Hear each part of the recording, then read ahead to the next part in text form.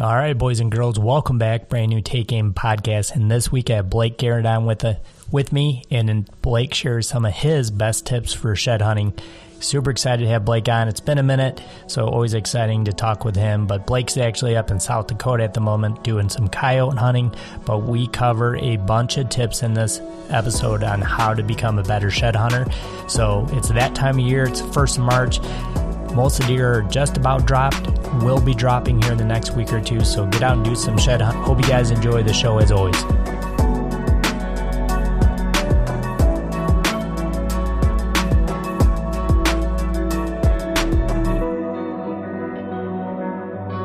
All right, guys, we are live, brand new Take Aim podcast, and excited as always to have my buddy Blake Garrett back with me. Somewhere in the world is Blake Garrett, so what's up, man? Where are you hiding? I'm in South Dakota right now. We're down here shooting some coyotes for a couple of days. Just decided to get out of Missouri, have some fun here before it gets too warm and coyote hunting kind of, winds down. So I'm just trying to have a little bit of fun. Yeah, absolutely. Well, that's cool. Let's talk about coyote hunting for a minute. But how are you guys kind of doing it? Just running callers during the middle of the day or nighttime?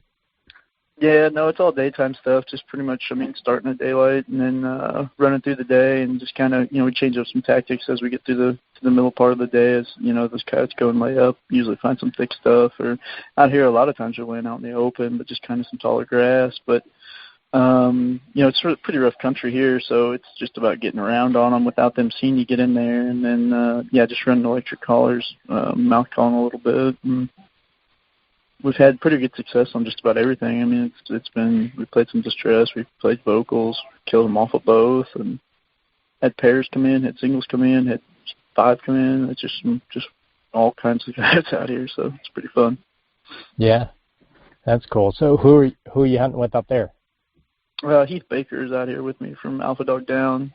He came out, he had some time in his schedule, so we just got together and ran out. This is actually a place I turkey hunt some and deer hunt some out here with Joe McDougal, and he's got like a 7,000-acre ranch here that has just about all kinds of game on it. But he called and said, man, I've got a bunch of coyotes this year. They're just everywhere, and you want to come out and shoot some of them. So we threw the trip together real quick and kind of made a little 3-dayer out of it and try to help them out a little bit if we can. Yeah, absolutely. It's kind of one of the major goals for kind of all of us is that, for deer management-wise, to take care of the predators, and it's kind of undervalued, So I know you hunt so much, you see the value in it, and it gives you something to do in the off-season as well. Oh, absolutely. Yeah, it gives you a little bit of fun. It's kind of I know we're going to talk some shed hunting, but I'm still kind of stalling out for that. So it gives me something to put my mind on for a little bit before we get back to that. So. Yeah, absolutely. Yeah, I figured it'd be a great time. I know that you haven't really kicked off, shed hunting yet, but you're probably close, like in the next week or two, I'd say, Blake. But I figured we'd just go over some of the rules you have and maybe a few that I have, even though I'm in Michigan and it absolutely sucks here. But I still have some general rules to follow to shed hunt, so yeah, I figured we'd start there. Yeah, so the biggest thing for me is like nothing happens before March. Right. Okay. You usually wait till I know you have kind of exception or outlier because you have multiple properties and some big ones, but do you do some I'll call it pre-shed hunt scouting? Like, are you looking for deer via from the car or trail cameras that, are they still holding or are not? Yeah, absolutely. We really, really monitor our deer a lot.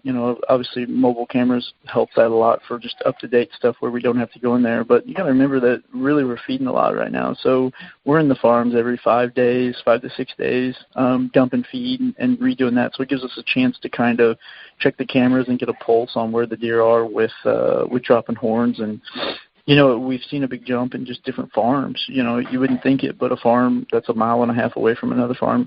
I have a farm right now that every deer except for maybe a couple little forkers or spikes on it have dropped. And, the farm that's 1.5 miles away, 1.25 miles away, still has 90% of the bucks holding both sides. So a lot of that, it's not so much area as it is kind of really where the rut is. And, when those bucks' testosterone levels get to a certain point, they'll just drop those horns and they just come off in a day. And I think those farms that, hold longer have a little bit later rut, it seems like, and really a better food source. And all those things kind of play into it. So, a lot of guys try to put the pulse down on what's going on Facebook, and unfortunately, I would tell you that the best way to do it is, get some feed and put it out if you can. And even if you just run, one bag just to try to get some trail camera pictures, or just run cameras, wherever you can, but really try to monitor those cameras, because for us, it's really about specific deer that we're trying to, wait for them to drop. And there's usually 2 or 3 deer on each farm that once those 3 have dropped, we'll just go in and start looking for them, because we don't want those horns laying out there. But for the most part, if I waited till every deer dropped, I've got some forkers and, like say, spikes and little basket rack deer that hold all the way through March, all the way into April. Yeah. One thing that I'll kind of add on to what you said there was some will hold longer than others, and you mentioned the food sources. And it seems to be that some of those connections equate to overall deer health. And I've always heard, and you probably have heard this too, Blake, that it's actually such a great thing when you see some of these deer into March, or near March, still holding antlers. That means that herd health, that deer's health in particular, is super healthy.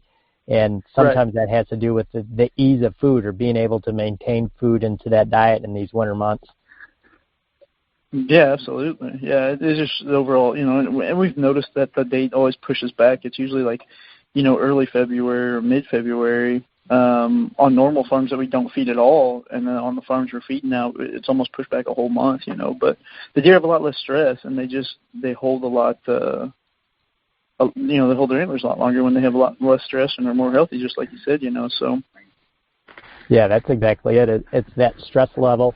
And, what a difference what you just said. That's a whole month versus some of the other farms that you're not feeding on. And I would go as far as to say that that's probably the norm on any farm that doesn't really have the food compared to somewhere else that does. You could add and subtract that month either way pretty easily. Yeah, absolutely. Really cool tip that Blake just shared was that, you're trying to single out the deer that potentially you're going to hunt the next year or this current year, let's say. So you're really kind of on those deer until you think they've dropped, and then you get in there right away just so they don't get lost or chewed up, or varmints, are moving them, trying to get them up a tree and hide them to eat them or whatever. Right. But we both know it doesn't take squirrels or whatever long to kind of gnaw those things down. So I thought that was a really good tip is try to maintain that presence there till you see them, and then just jump on and get on it right away if the weather's permitting. Yeah, absolutely.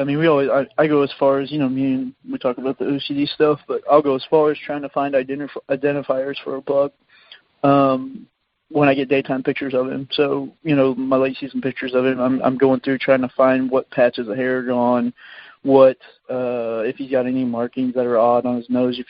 A lot of people don't realize, but if you look in a whitetail's nose and where their mouth is below their bottom jaw, there's always some different markings that they have, and every deer kind of has its own individual black spots, white spots, that kind of thing. You look around the eyes, there's things there. Obviously, you're looking at ears for rips and stuff. Those are the easy ones, but I can't tell people how important it is, in December, if you're getting pictures of a deer, January, to save the daytimes of him, and then you can go back whenever those deer show up without antlers, and you can 100% identify that this is the deer. I know he's dropped now, and I know I'm safe to go in there. Yeah, absolutely. Now, I know, Blake, that this might be a little more on the optimal side, and you have that, with your situation on some of the farms that you've had historically year after year. But let's say, have you noticed that with a certain deer that gets to be 5, 6, 7 years old, that you find those sheds maybe in the general same area? Yeah.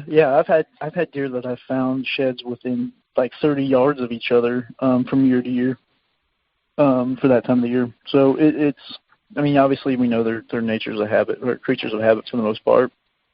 they're going to do the same thing. And if you do the same thing, keep them on schedule like I always do. We always feed at the same time. We feed, same time of the year and all that. It kind of, depicts their movement, moves them into what bedding area they're going to bed that's closest to that food. And then you just ultimately, they're doing the same thing that they've always done. It's almost like if you're going to drop something, you're going to drop it in your house at somewhere. I mean, that's where you spend the most time, So right. It's not necessarily taking the same steps, but if it's his house, that's where you got to find it. And anytime we look at shed hunting, shed hunting, there's no real secret to it. It's just a matter of where does he spend the most time.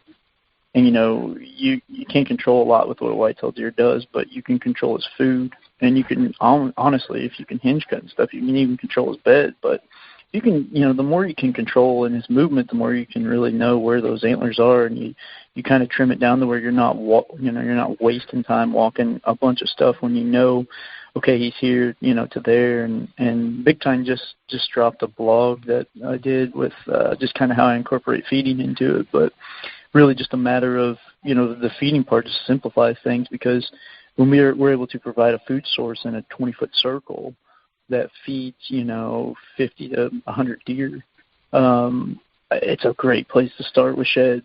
You know what I mean? You start there, and then you kind of just work your way back towards the food or towards the bed. And you're going to, I'm going to say 80 to 90% of them you're going to find somewhere between that corn pile or that Big Time pile and that staging area right there or their beds. Every now and then we get an oddball, those deer at night go out into the big crop fields and eat, and we get some oddballs out there that, we'll find on the four-wheeler and stuff. But for the most part, if I can, exclude the pile, exclude the bed, then I know there's only one place it could be, and that's going to be out in that field. And so, you just kind of get intentional with your time and really save yourself from walking your legs off. Yeah, right. No, that's a great point. And, one thing to talk about, Blake, is when you set up those feeding stations or whatever you want to call them, areas like that, you probably have tracks everywhere. So I assume you already know, some of the directions of the bedding area, but do you just take off on, the main routes from those trails coming in and out to where you guys feed, or do you plan that just based on what you... No, we'll do that for the most part. But I tell you what, a lot of times for me, I wait till snow, and I kind of log that information. A lot of people kind of sleep on snow, and you get a snowfall, though, it's just so that it tells you everything. You know what I mean? A lot, it tells you for sure. Every step, everywhere, everything that goes on with it. So I always pay attention. When I get a good snow, I just always kind of bookmark that in my brain of what those deer are doing, what movement they're doing. I always try, obviously you try to watch the camera and see which way he's coming in and out of for the most part. But the benefit of, late season is that, you're going to get snow. And every time I go in to feed with that snow, I'm going to watch and see where that trail goes, or if I know where his tracks came in, kind of where they come from. And those are ways I identify, kind of where we head. But for the most part, if there's no snow and I'm at a pile, there's going to be a trail coming out of it heading into the timber, and I'm going to follow it until really when you follow those trails back into those bedding areas, what they do is they just kind of disappear. You'll have a great trail that leads in, and then it just kind of gets less and less and less and less. And what that is those deer just kind of breaking off and bedding.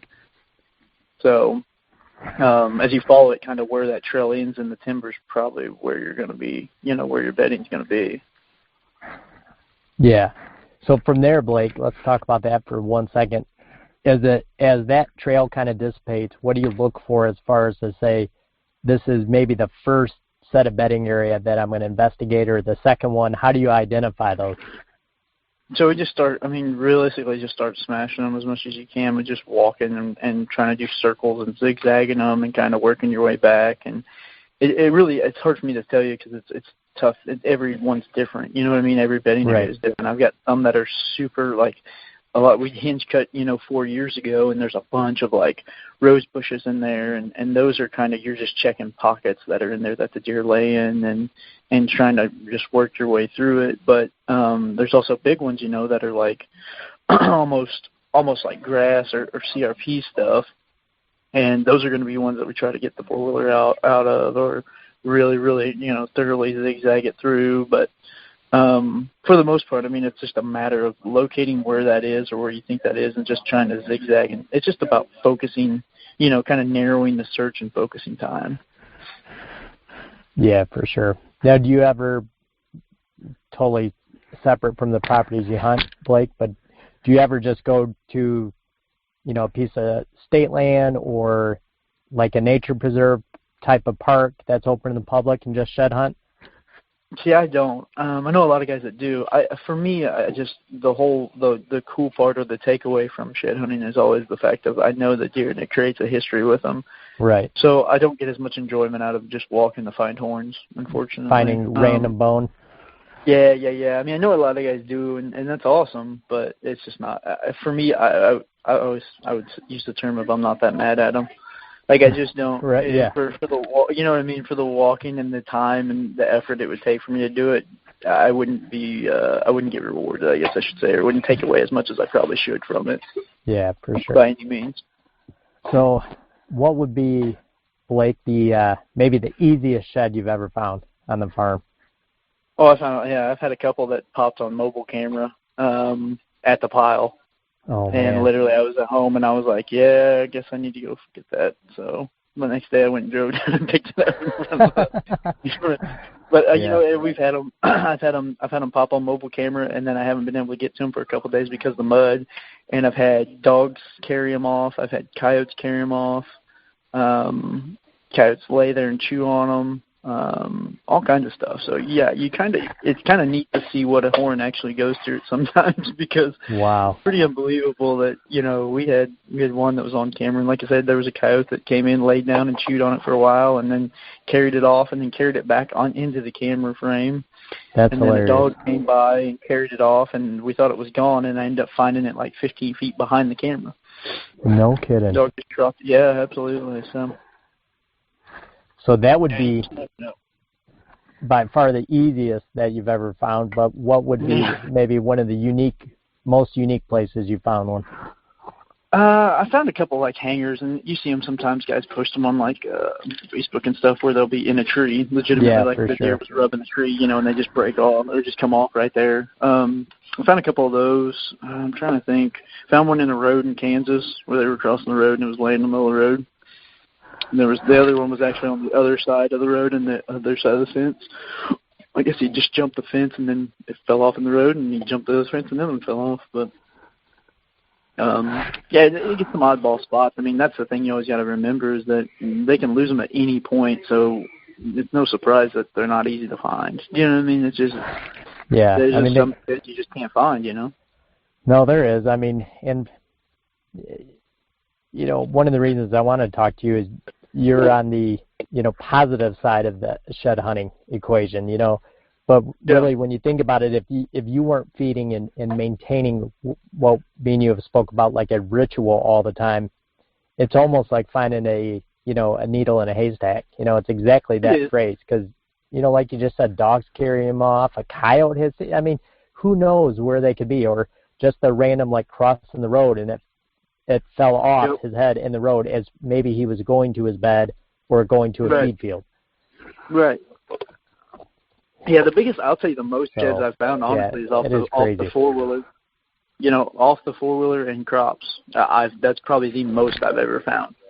Like in a single haul, or just you're saying the majority of your shed findings? Just the majority of the sheds I've found have been that, but I've also probably covered the most distance when you really look at it on a four-wheeler in crop fields. Do you know what I mean? Like it's just, because that was the old way of finding them for us is like before we were feeding, obviously that's the food, so that's where you spent your time and that's where you started, and you had to, kind of map that whole field, and then you work back into just the bedding areas that we knew back in the timber, but it's a thing if guys have the accessibility to get a four-wheeler into a big crop field, a cornfield, whatever the best food source is, and you can scout. I mean, it's the same way as hunting. You can scout those. You can look for those. Ultimately, I think if you're a whitetail hunter, you need to figure out where the food source is, and that would be once you figure that out, then that's where they're going to spend at least half of their time or some of their time. And a good part of their time, so it's worth checking. But a lot of guys see, a 100-acre cornfield, and they just can't walk it all. And you're just going to murder yourself to do it. So if you have the ability to get on a four-wheeler or something, electronic bike, anything to where you can save some energy but still, move around in that field and kind of grid it, you'd be surprised what you find out there, because there's a lot that I think are overlooked out there in those fields. Yeah, there is. And I think that those fields, especially in your area, Illinois, Iowa, those fields really tell you a lot. I mean, it can tell you entries and exits. It can tell you what part of the field they like to feed in the most, even though we know they're browsers or grazers. They're going to move all over. But, Blake, or me and you both know, like, they'll come out in a field, and it always seems to be there's a part of the field the deer really like it. And they'll hang there, and then they kind of migrate to somewhere else. So, all those are really good tips and things to look for, because that will tell you, again, if you're not familiar with that area, that maybe this coming season, that's where the deer really like to hang out in that part of the field. Maybe they're protected from the road or the two-track, even from the farmers. But there's stuff like that deer do every single day that we really don't, key in on, and that's part of their survival. Right, absolutely.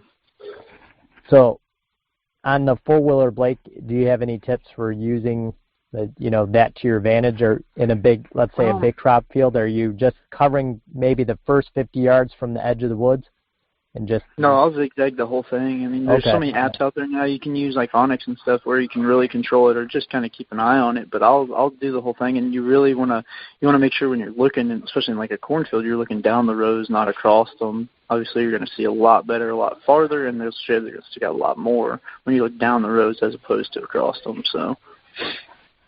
Yeah, for sure, you're right. Yep. Now, I'll almost run it long ways, as opposed to you almost want to drive it down the row. Does that make sense? You want to put your tires down the rows, and you don't want to do that, because if you look off to the side, you're looking the opposite direction. Essentially, you're looking across the rows. I would drive it the other way, to where I'm actually driving across the rows. You know what I'm saying? To where I can look down. So you're going row by row, right, instead of vertically. Yeah. Okay. Yeah. Yep. And you're saying the advantage to that is you can see multiple rows left and right side. Correct, and you can see a little farther. You can make it a little wider. A little farther. Yep. Yep. That especially makes a lot of sense if you're using that, like you said, in a zigzag, because it allows you to grid that a lot better than, going lengthwise down and then back up. Absolutely. Down. Yeah. Yep. For sure.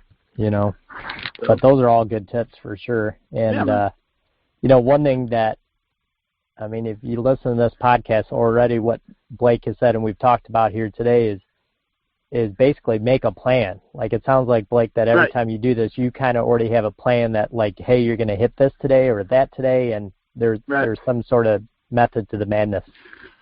Yeah, absolutely. And we walk the farm in sections. I walk it in pieces. I don't have enough energy to thoroughly walk a whole farm in one day. You know what I mean?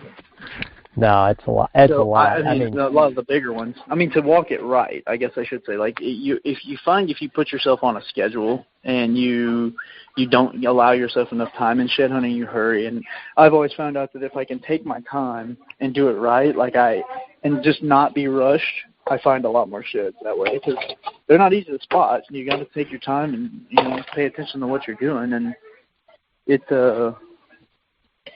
helps if you're not just cramped for time and thinking, I got to get to this other spot, or I got to get to this other spot. If you can grid it out and you say, okay, I'm going to walk the south end of the farm today, and then I'm going to walk the north end of the farm tomorrow, and you're able to do that, you allow yourself enough time to really do it thoroughly. Yeah, absolutely. And, another thing is, once you get going and kind of do it, I really think you kind of get to the point where your eyes and your mind get a little more trained, because like Blake said, they're not easy to find. Like, I mean, they are exactly the color of all the stuff they're laying in the ground. It's legitimately like one of Mother Nature's camouflage tricks, They're not easy to find, and it takes that practice. But one thing, like you're just saying, Blake, is don't get overwhelmed. Don't say we're going to try to cover 500 acres today, because, man, I wear a Fitbit, and it would blow your mind what I could do in just 80 acres, how many steps. You're close to 5 miles in 80 acres. It would blow your mind, trying to cover it all. And you could, like you said, you could literally beat yourself up so bad that you won't show up the next day to finish the rest of it. Oh, absolutely. Yeah.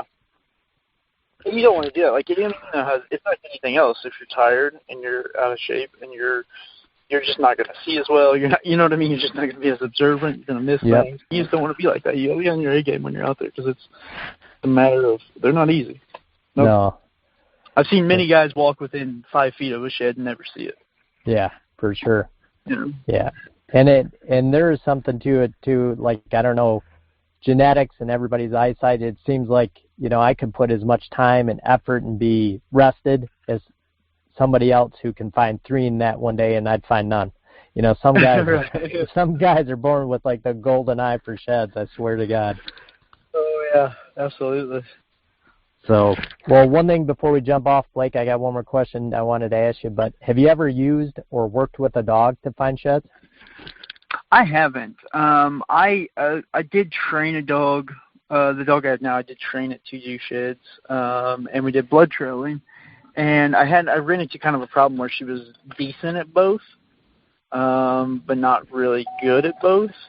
They're just both two different things. I couldn't get her to range very far from me to shed hunt, because she was taught to stay close to me because we have to lead our blood dogs in Missouri. So it's kind of two opposite things. So I decided to opt and go for the blood trailing. So we trained her up on blood trailing and kind of got away from the sheds, because ultimately I would rather have a dog that would find dead deer than I would to find sheds for me. Yeah, for sure. But I haven't, yeah. And I've heard of guys with some really exceptional dogs that do well. I've just never been around it. I would like to, be something interesting to see for sure.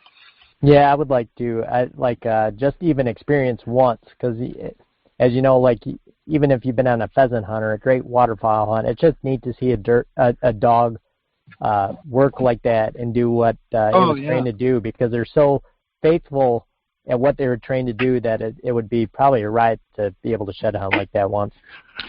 Right. So. Yeah, absolutely. Yeah. Well, I will let you get back to shooting some coyotes up there in South Dakota, Blake, but thanks for your time today, and glad we got to catch back up, man. Heck yeah, it's fun, man. Stay in touch. Will do. And right, boys and girls, you can find us every week on Unfiltered Outdoor app and iTunes. So, Blake, we'll talk again real soon. Thanks, man. Absolutely, man. See ya. See ya.